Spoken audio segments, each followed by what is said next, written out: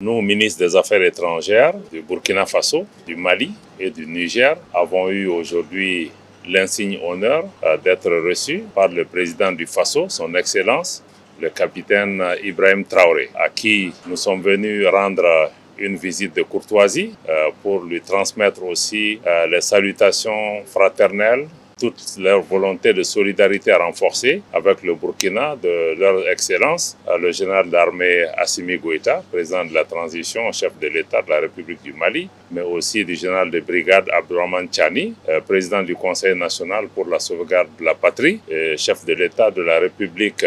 du Niger, en lui transmettant leurs meilleures salutations et leurs vœux de prospérité, de succès, de sécurité et de paix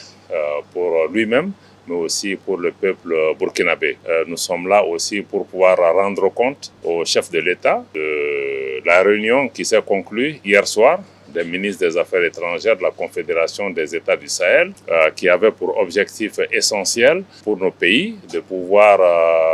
discuter des relations entre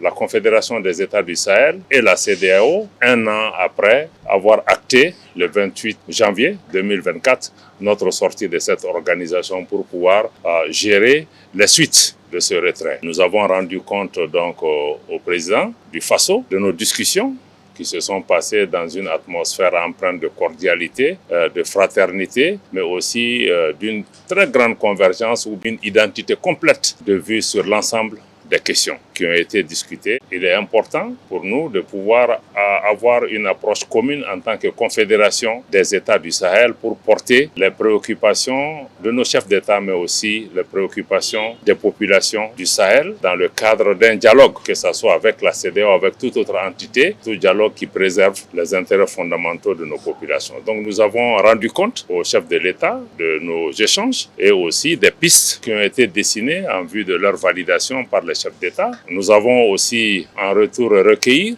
les orientations du président du Faso. Le président du Faso, comme le président du Mali et le président Tchani, sont sur la même longueur d'onde. Au nom de ses pairs, il a apprécié le travail qui est en cours. Il nous a encouragés à poursuivre ce travail et que les orientations qui ont été données ont été clairement mises en œuvre par le ministre des Affaires étrangères. Nous pouvons dire aujourd'hui, au nom de nos chefs d'État, que la marche de la Confédération des États du Sahel se poursuit inexorablement. Et au nom de nos chefs d'État aussi, il est important que nous puissions encore une fois rassurer nos populations. Nos chefs d'État ont pris une décision qui a été mûrement réfléchie. Ces implications ont été identifiées. Les mesures correctives ou proactives qui doivent être prises ont été identifiées. Et ces mesures commencent à se dérouler. Vous avez vu il y a quelques jours, nos pays ont décidé, à compter du 29, de mettre en circulation un passeport pour donner le confort juridique à nos concitoyens des trois pays de pouvoir aller et venir librement. Donc nous voulons